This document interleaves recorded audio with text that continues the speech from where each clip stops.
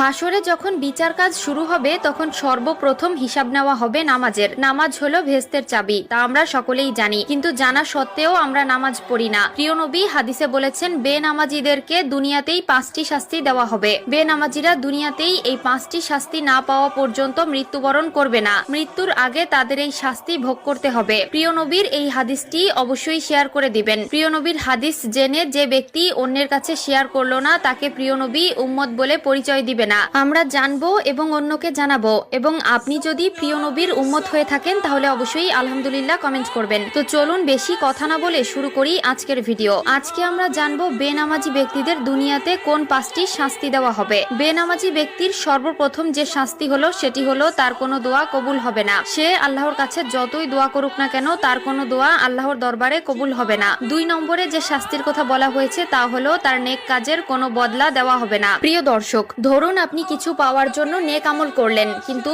আফসোসের বিষয় আপনি যদি বেনামাজি হয়ে থাকেন আপনার নেক কাজের কোনো ফল আপনি পাবেন না। 3 নম্বরে যে শাস্তির কথা বলা হয়েছে তা হলো চেহারা থেকে নেককারদের নূর উঠে যাবে। প্রিয় দর্শক, জন্মগতভাবেই আল্লাহ তাআলা কালো, সুন্দর, অসুন্দর সকলের চেহারায় একটি